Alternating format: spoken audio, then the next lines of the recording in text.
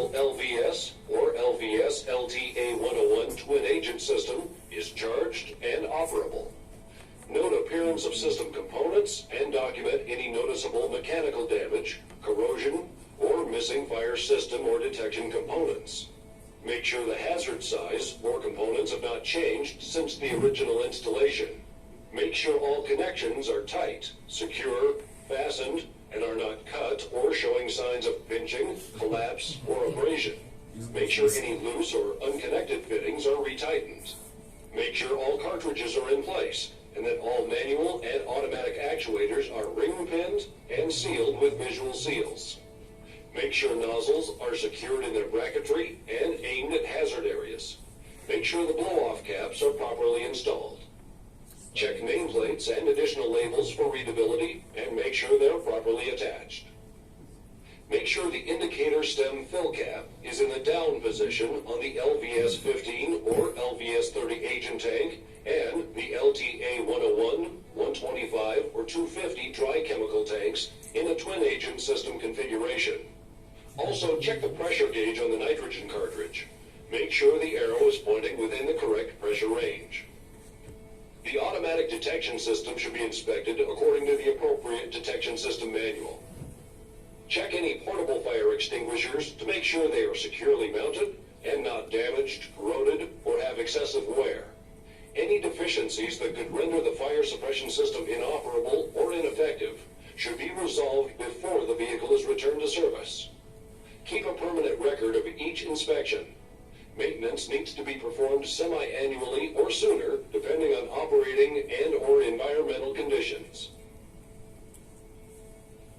To provide maximum assurance, the ansul LVS or LVS LTA-101 twin agent system will operate effectively and safely.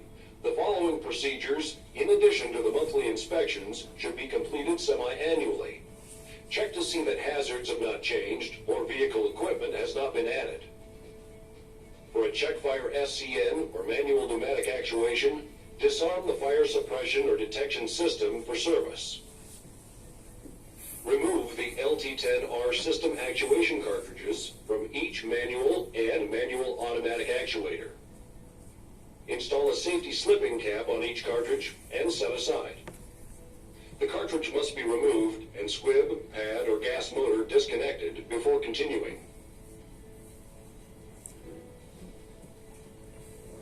Remove the tank fill cap and check the wet chemical level from the top of the fill opening.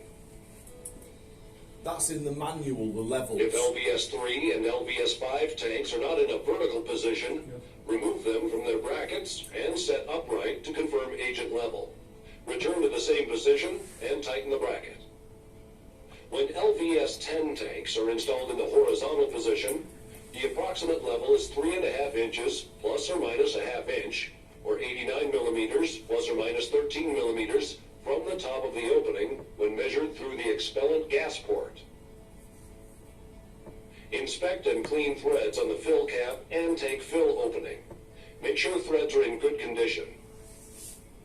Check the fill cap quad ring and/or flat gasket for elasticity, cuts, or other irregularities, and replace if necessary.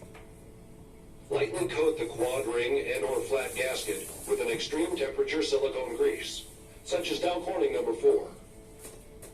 Make sure the indicator stem is in down position for the LVS 15 and LVS 30 tanks. Reinstall the fill cap and hand tighten. Disconnect the discharge union assembly from the sealed burst disc assembly and examine the burst disc assembly for any dents or damage. Replace if damaged. Keep in mind that removing the disc drains the tank and the tank will need to be recharged.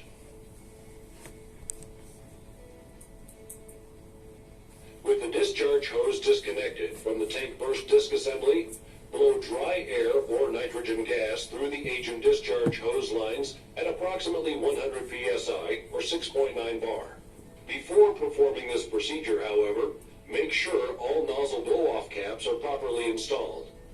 Disassemble any hose segments that don't take pressure discharging from the nozzles or that show signs of debris at the nozzles.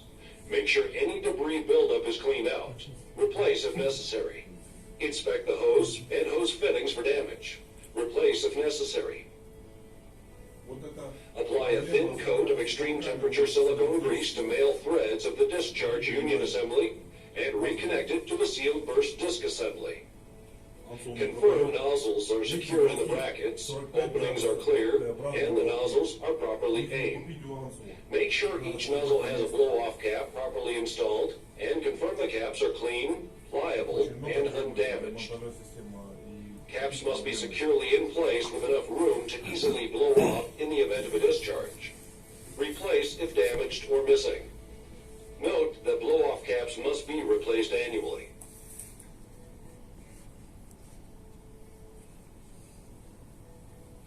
If a release circuit drop cable is attached, refer to the specific check fire manual to complete maintenance on the actuator.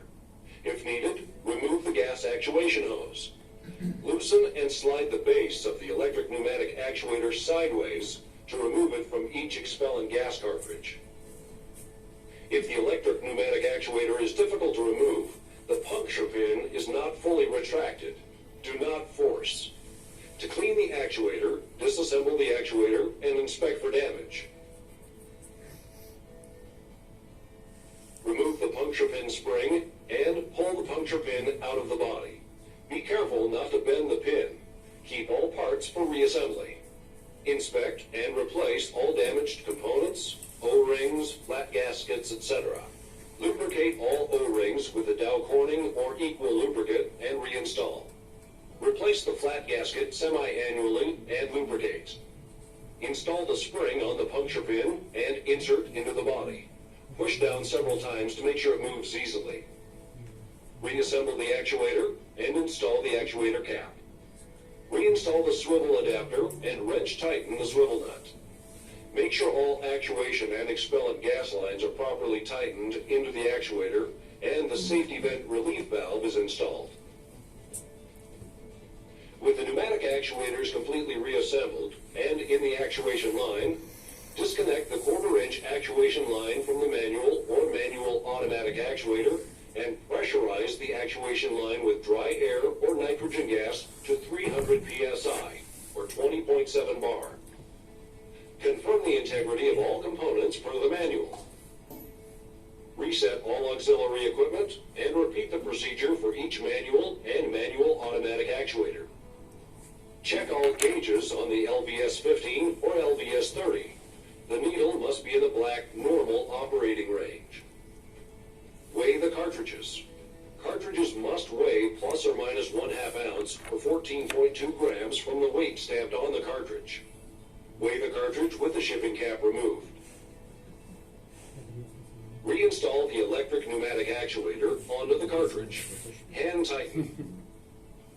If surfacing the LVS 3, LVS 5, or LVS 10, you must loosely install the LT30R and LTA10130 cartridge in the bracket first, then reinstall the electric pneumatic actuator assembly. Secure the assembly into the bracket. For pneumatic actuators, please refer to your owner's manual.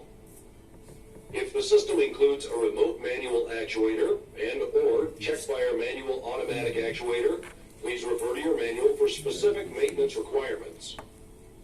For systems that also include dry chemical and/or automatic detection systems, refer to the appropriate installation, recharge, inspection, and maintenance manual and the appropriate check-fire electric detection and actuation system manual for detailed maintenance steps.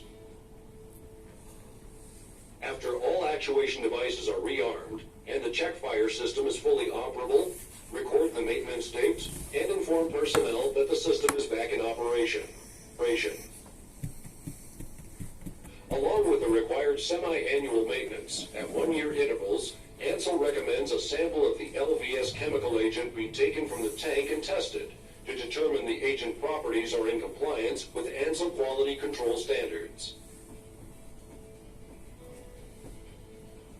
For detailed information on 12-year maintenance procedures, please refer to your manual. For more information on the inspection and maintenance procedures for the Ansul LVS wet chemical system, refer to your manual.